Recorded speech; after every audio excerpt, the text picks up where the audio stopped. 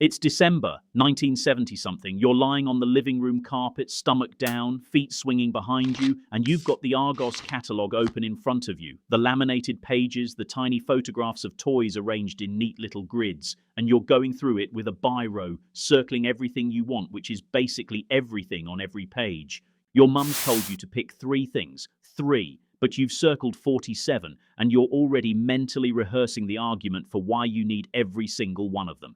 If you grew up in Britain in the 1970s, that catalogue was your Bible from October onwards. You studied it harder than anything at school. You knew the page numbers by heart. You could recite the price of a Stretch Armstrong or an Evel Knievel stunt cycle the way other kids could recite their times tables.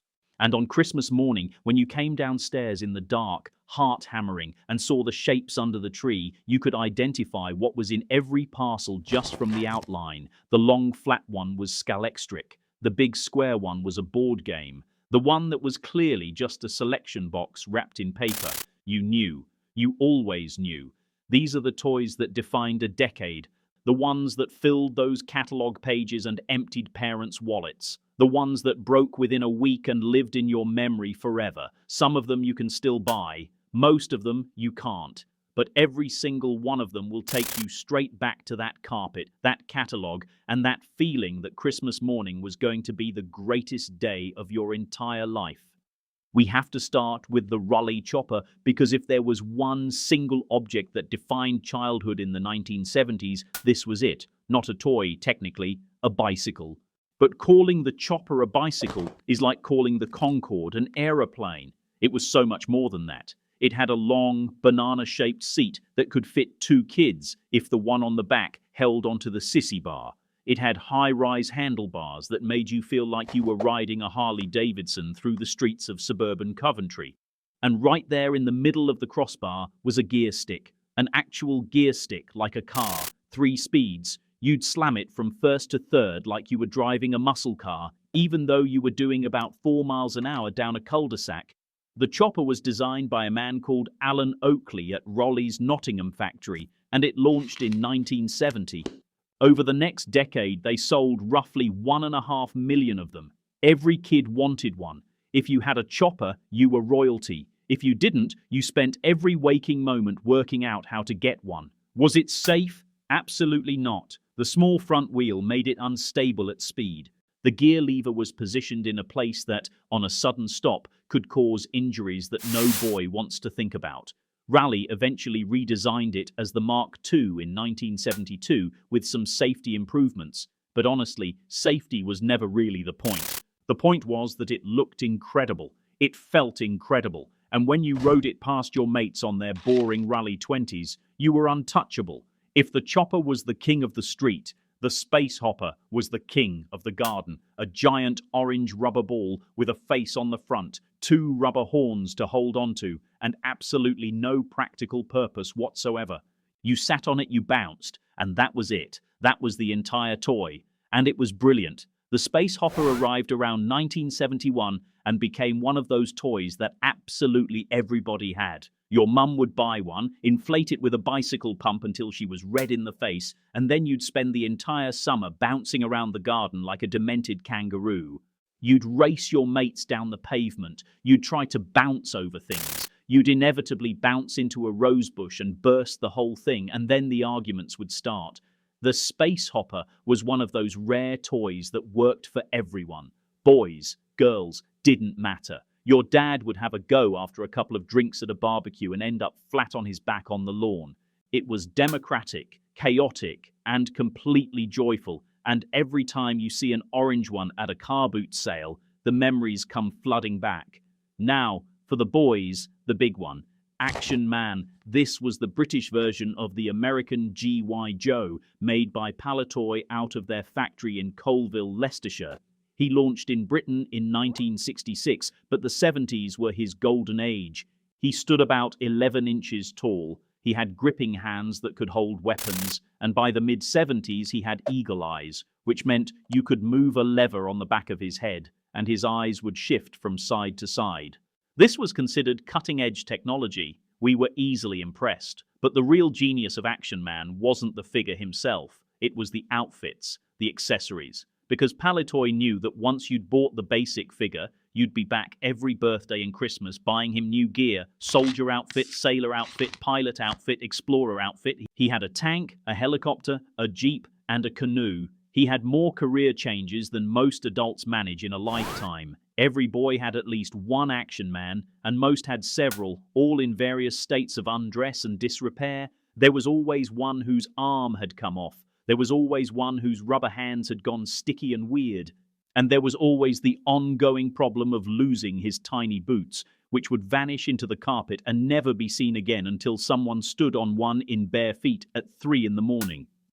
While the boys were sending Action Man into imaginary combat zones, the girls had Cindy, Britain's answer to Barbie, and in many households, the preferred choice. Cindy was made by Pedigree Toys, and she won the British Toy of the Year award in 1970. She was slightly less glamorous than Barbie, slightly more girl next door, and she had an absolute mountain of accessories. Cindy had a house, a car, a horse, a wardrobe full of outfits, and a boyfriend called Paul who was, frankly, a bit dull.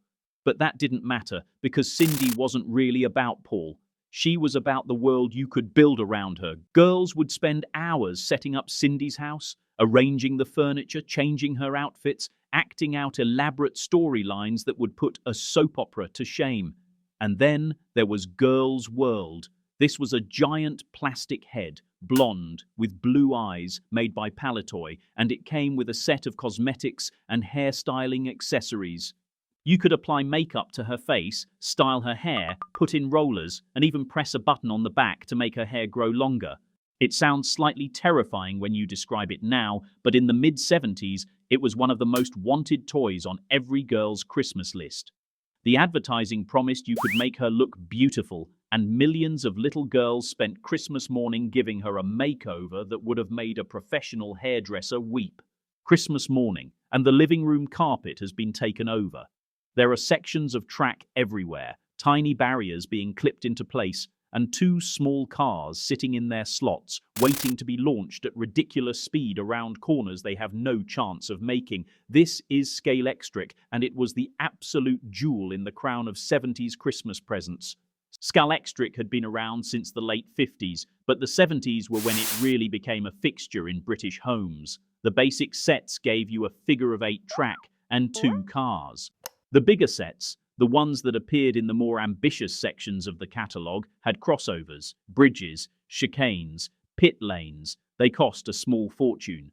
A set in the mid-70s could run you about £18, which was serious money at the time. The appeal was partly the racing, partly the building, and partly the arguments, because Scalextric was, above all else, competitive.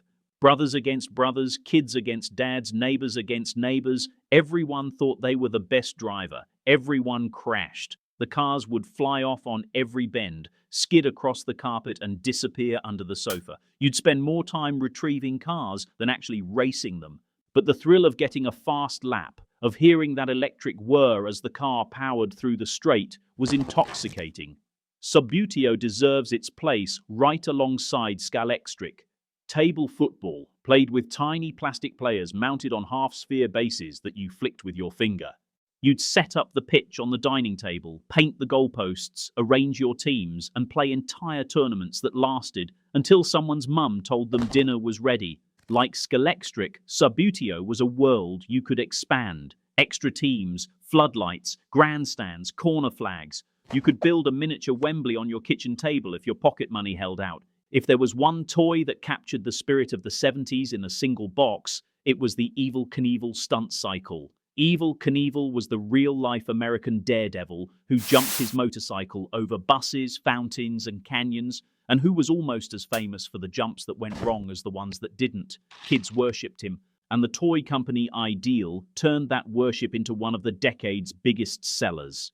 The toy was simple and genius. A small plastic motorcycle with an Evel Knievel figure on top and a launching mechanism with a crank handle. You'd wind the handle to get the rear wheels spinning at furious speed, set up your ramp, let go, and watch Evel fly across the garden, the living room, or whatever else you'd decided was his launch pad today. The crashes were the best part. Evel would slam into walls, fly off tables, career into the cat. The figure was designed to come apart on impact, arms and legs flying off in different directions, which was both the selling point and the reason most Evel Knievel figures ended up held together with sellotape by Boxing Day. It was violent, spectacular, and endlessly entertaining. Parents tolerated it, children adored it. Stretch Armstrong appeared in 1976 and immediately became one of those toys that every child had to have and every parent regretted buying. He was a large, muscular action figure filled with a gel made from corn syrup, and the whole point of him was that you could stretch him to several times his original size and he'd slowly return to normal. In theory, this was a toy built for imaginative play. In practice, it was a toy built for destruction. Every child who owned a Stretch Armstrong had exactly one objective, and that was to find out what would happen if you stretched him far enough. The answer, inevitably, was that he'd split open and leak sticky corn syrup gel all over the carpet, the sofa, the dog, and everything else within a 3-foot radius. Your mum would go absolutely mental. You'd promise to be more careful next time. There was never a next time because Stretch was in the bin.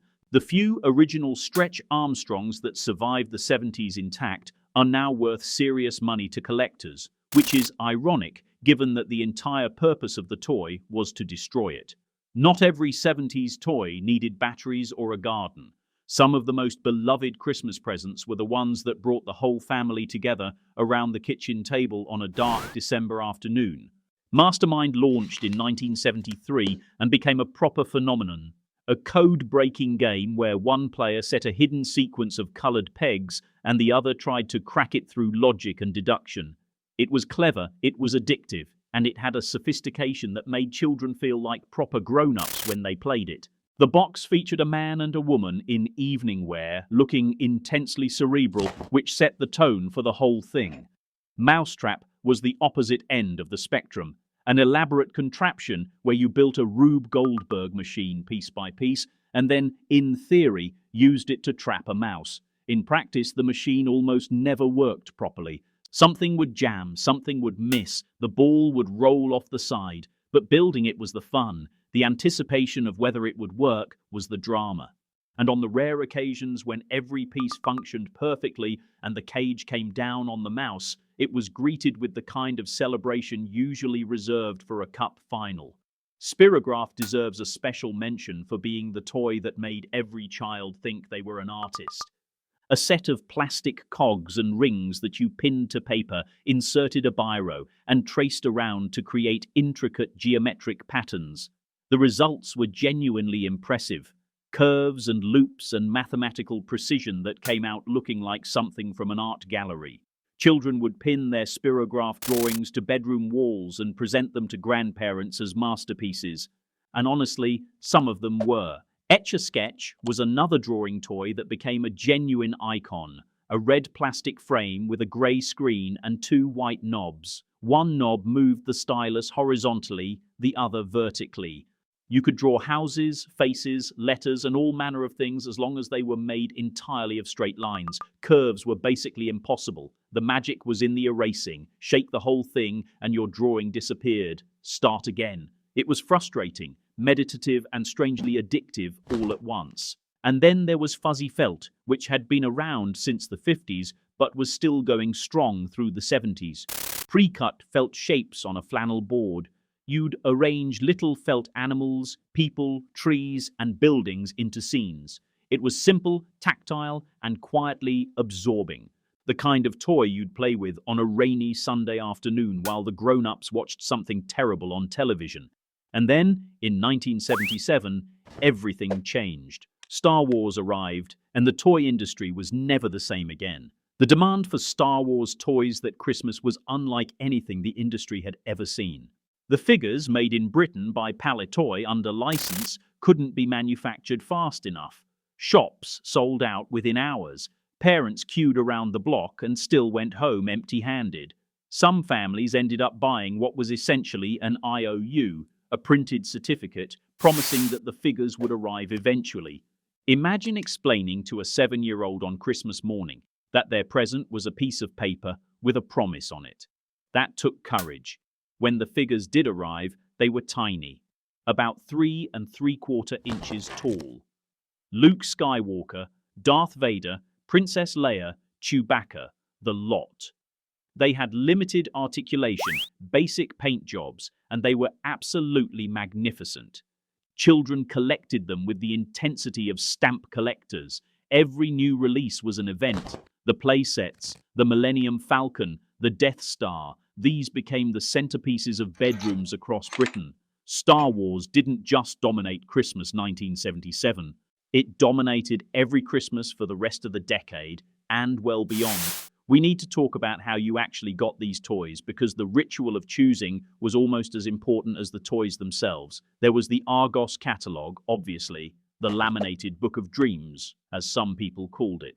It arrived in the autumn and it was studied with the intensity of a sacred text.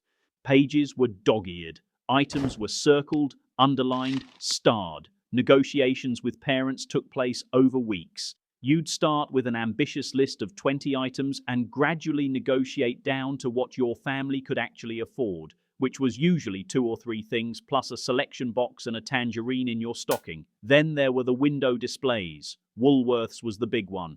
The toy section of Woolworths in the run-up to Christmas was a place of genuine wonder.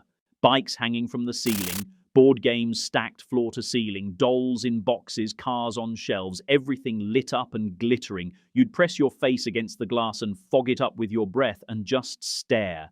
Some families used the Littlewoods or Grattan catalogue instead, ordered by post and paid off weekly. Mums would put toys on the Never Never, paying a few bob a week from September onwards so that by December it was all sorted. Clubs would run at workplaces and schools. Everyone was saving, planning, scheming to make sure Christmas morning delivered, and then the day itself. You'd wake up at an unreasonable hour, 4 in the morning, sometimes earlier. You'd lie in bed trying to be patient, failing completely, and eventually creep downstairs to find the pillowcase or the stocking hanging from the mantelpiece.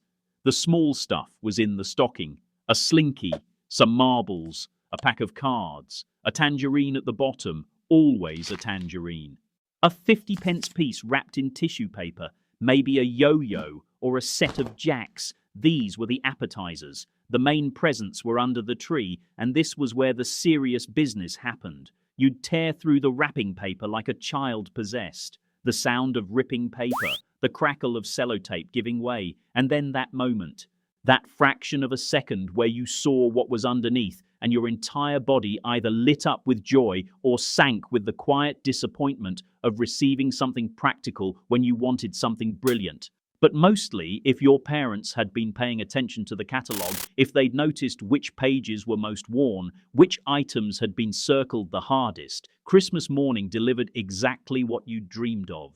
And for a few hours, sitting on the living room floor surrounded by torn wrapping paper, playing with something you'd wanted for months, the world was absolutely perfect. Those toys are mostly gone now.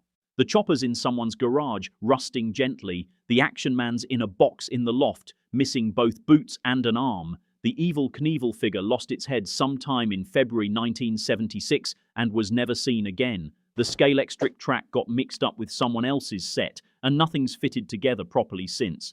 But the thing about these toys is that they were never really about the objects. They were about the feeling of wanting something so badly it kept you awake at night, the feeling of tearing open the wrapping paper and seeing it there, the feeling of playing with your brother, your sister, your mates from down the road, all afternoon on Christmas Day while the grown-ups dozed in front of the Morecambe and Wise special. Today's children have tablets and smartphones and games consoles that can render entire virtual worlds in high definition, and that's wonderful.